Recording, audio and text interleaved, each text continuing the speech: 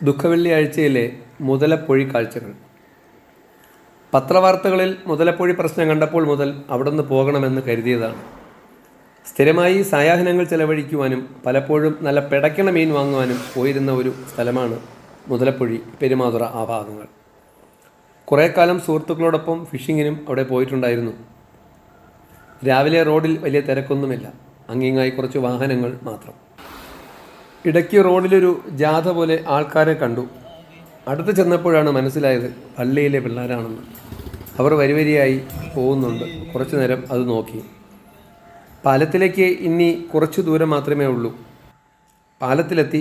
വലിയ തിരക്കൊന്നുമില്ല. സമയം 8 മണിയായിട്ടില്ല. അതുകൊണ്ടാകാം സന്ദർശകരും വന്നു തുടങ്ങിയിട്ടില്ല. മുതലപ്പൊഴി ഭാഗത്തും വലിയ തിരക്കില്ല. ഗതകാല സ്മരണകൾ അയവിറക്കി കുറച്ചു നേരം പാലത്തിൽ തന്നെ നിന്നു. അവിടെവിടെയായി ചിലർ മീൻ പിടിക്കുന്നുണ്ട്. മിക്കവാറും തദ്ദേശീയരാണ് ഏറെയും.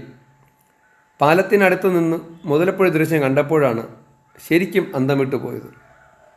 കുറച്ച് ദിവസം മുൻപ് വരെ കടലും കായലും ഒത്തുചേരുന്ന ഈ ഭാഗം വളരെ അപകടം പിടിച്ചതും ആഴം നിറഞ്ഞതുമായിരുന്നു.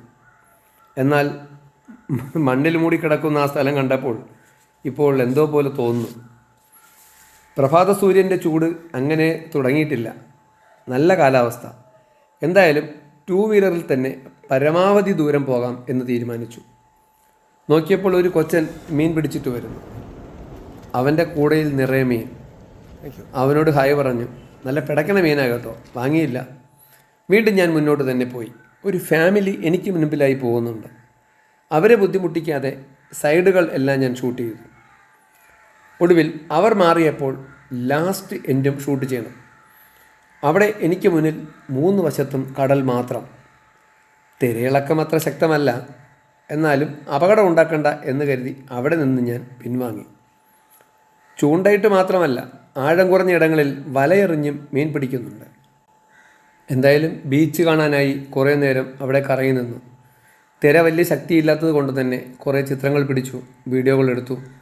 1-2 ആൾക്കാർ അങ്ങിങ്ങായി നിന്ന് വെള്ളത്തിലേക്ക് ഇറങ്ങി കളിക്കുന്നുണ്ട്, വീഡിയോസ് പിടിക്കുന്നുണ്ട്, ഫോട്ടോ എടുക്കുന്നുണ്ട്. ഞാൻ വീണ്ടും മണ്ണുമാന്തി യന്ത്രം ലക്ഷ്യമാക്കി നടന്നു. അതിൻ്റെ സംവിധാനങ്ങൾ കാണാമല്ലോ എന്ന് കരുതി. അടുത്തെത്തും തോറും അതിൻ്റെ ശബ്ദം കൂടുതൽ അരോചകമായി തോന്നി. അവിടെയൊക്കെയും ആൾക്കാരുണ്ട്. കാക്കയും കൊക്കുമൊക്കെ അവിടെ വന്നിരിപ്പുണ്ട്. മീൻ ധാരാളമായി ചത്ത് കിടപ്പുണ്ട്. അത് തിന്നാനായിരിക്കണം. കുറേ നേരം മണ്ണുമാന്തി യന്ത്രവും അതിൻ്റെ സംവിധാനവും അതിൻ്റെ ഓപ്പറേഷൻസ് അവർ ചെയ്യുന്നതെല്ലാം നോക്കി നിന്നു. അതിൽ നിന്നും ഒരു നീളൻ ട്യൂബ് വഴി അതിങ്ങനെ കായലിൽ ഉയർന്നു കിടക്കാനായി ബബിൾ വെച്ചിട്ടുണ്ട്. കറുത്ത നിറത്തിൽ അല്പം കനത്തിൽ നീളത്തിൽ ഒരു ട്യൂബുണ്ട്. അതിങ്ങനെ വിസ്തൃതിയിൽ വിന്യസിച്ചിരിക്കുകയാണ്. അതിങ്ങനെ കരയിലേക്ക് എത്തിയിട്ടുണ്ട്. കരയിലെത്തിയിട്ട് കുറേ ദൂരം മണൽപ്പരപ്പിലൂടെ കൊണ്ടുപോകുന്നു. ഈ കൊണ്ടുപോകുന്നതിലൂടെ ജലം മണൽ കലർന്ന ജലം പുറത്തെത്തും എന്ന് മനസ്സിലായി. അത് കാണാനായി ഞാനതിൻ്റെ പിന്നാലെ വഴി, ആ മണൽക്കൂനി പിന്നാലെ വഴി കുറേ ദൂരം നടന്ന് അവിടേക്ക് എത്തി. അത് നേരിട്ട് കാണാൻ പറ്റി. വളരെ മനോഹരമായൊരു ദൃശ്യം. ദൂരെ നിന്നൊരു പൈപ്പിലൂടെ മണൽ കലർന്ന ജലം പുറത്തേക്ക് വീഴുന്നു ശക്തിയായിട്ട്. അത് വീഴുന്ന അവിടെ ഒരു ചെറിയൊരു പോണ്ട് പോലെ ഉണ്ട്. അത് പിന്നെ പരന്നൊഴുകുന്നു. ഒഴുകി കുറച്ച് ദൂരം പോകുമ്പോഴേക്കും അതെല്ലാം ഡിസ്ചാർജായി പോകുന്നു, കാണാതാകുന്നു. കുറച്ച് ദൂരെ ഒരു JCB ഉണ്ട്, മണ്ണുമാന്തി യന്ത്രങ്ങൾ, കുറേ സൂത്രങ്ങളുണ്ട്. അതൊക്കെയും ചേർന്നൊരു ഒരു ജഗപുക നടക്കുകയാണ്.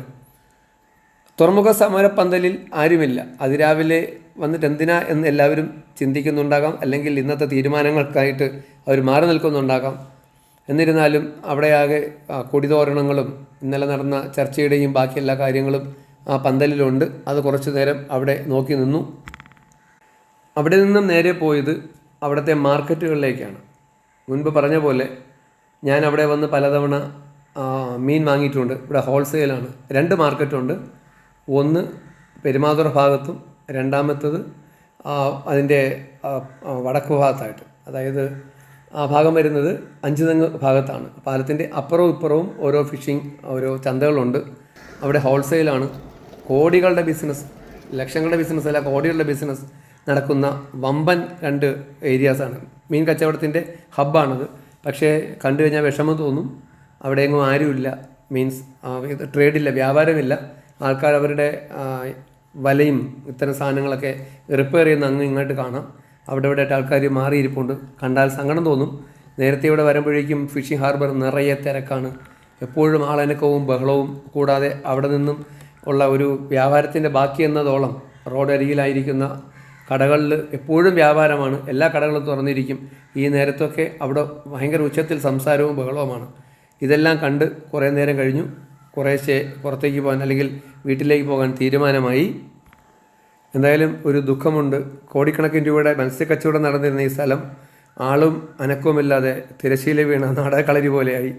നാട്ടുകാരും ചിരിക്കുന്ന പോലുമില്ല. എല്ലാവരും വലിയ പ്രതിസന്ധിയിലാണ് എന്ന് കണ്ടാൽ തന്നെ മനസ്സിലാക്കാൻ പറ്റും. കുട്ടികളുടെ വിദ്യാഭ്യാസ ചെലവ്, ചികിത്സകൾക്കായുള്ള ചെലവ്, കൂടാതെ ദൈനംദിന ജീവിതവൃത്തിക്കായിട്ടുള്ള സംഖ്യ എല്ലാം കൂടി ആലോചിക്കുമ്പോൾ എനിക്കായാലും ഭ്രാന്ത് പിടിക്കും. ഇതൊക്കെ ഇനി എന്ന് ശരിയാകുമെന്നൊന്നും എനിക്കറിയില്ല. എന്തായാലും അധികം വൈകാതെ അവിടെ നിന്ന് ഞാൻ വീട്ടിലേക്ക് വന്നു. Thank you.